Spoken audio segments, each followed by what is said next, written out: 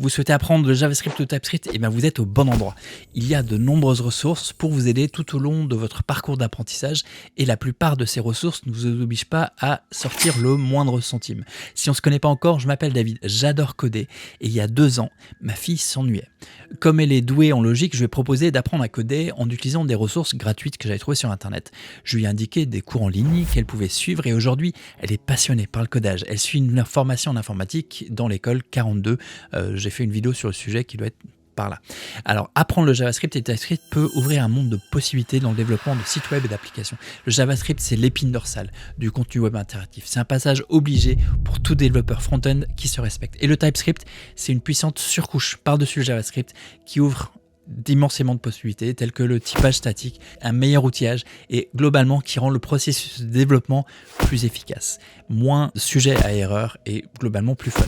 Alors tout au long de ma carrière, qui commence à faire un petit moment que ça dure, j'ai découvert différentes ressources qui m'ont aidé à maîtriser ces différents langages. Voici donc mes recommandations en matière de ressources, d'outils, de contenu pour vous aider dans votre apprentissage. J'ai fourni les liens pour chacune de ces ressources dans la description de la vidéo. Alors tout d'abord, FreeCodeCamp et Codal Academy. Ce sont les 2 sites que j'ai recommandés à ma fille pour lui montrer que la programmation est amusante. Les 2 sites sont basés chacun sur l'apprentissage par la pratique. On vous donne des instructions et vous pouvez avancer à l'étape suivante lorsque le code que vous avez écrit répond aux exigences de l'énoncé. Les 2 sites proposent un certain nombre de cours gratuits qui permettent de faire ses premiers pas dans différents langages, le JavaScript, l'HTML, le SQL, Python et bien d'autres encore. J'ai fourni encore une fois, des liens dans la description. Si vous demandez comment commencer ou quel langage apprendre, eh ben, je vous recommande vivement d'essayer un des tutoriels de l'un de ces 2 sites. Il y a aussi le cours Microsoft Learn sur TypeScript qui s'appelle Build JavaScript Applications Using TypeScript. C'est moins interactif, c'est plus touffu. C'est pas essayer juste pour essayer, ça dure 6 heures. C'est gratuit par contre, c'est complet, ça constitue un bon moyen d'apprendre le TypeScript. Il fournit des liens utiles à chaque fois vers la documentation, vers des ressources pertinentes, vers des vidéos.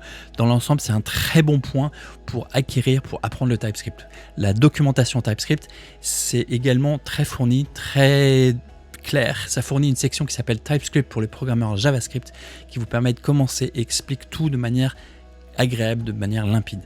Un autre outil qui peut être utile dans tout ça, c'est Run.js. Il fournit une sorte de bac à sable qui vous permet de jouer avec le JavaScript et TypeScript. Il vous fournit ligne par ligne la sortie de votre code, tout ça gratuitement.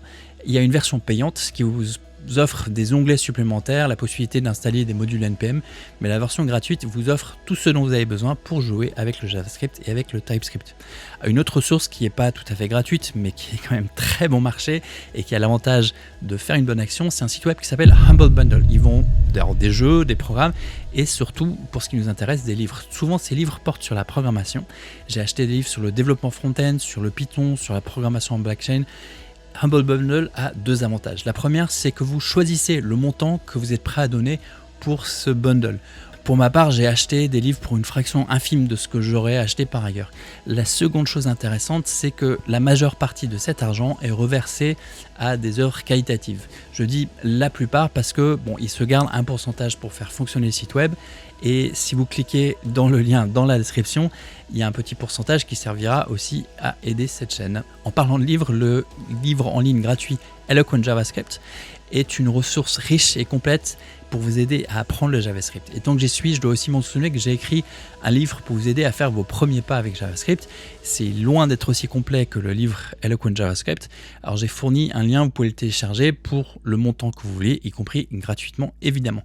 Si vous connaissez déjà le JavaScript, que vous voulez aller plus loin, je vous conseille d'apprendre React. Le tutoriel sur le site react.dev est vraiment très bon, très bien fait.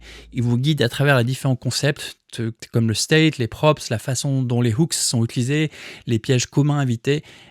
Et c'est vraiment un tutoriel qui s'est amélioré avec le temps, qui est vraiment ludique et vraiment bien fait. Une fois que vous avez fini le tutoriel React, vous pouvez peut-être continuer avec le tutoriel de Next.js qui est également très instructif, qui est fun, qui est bien fait.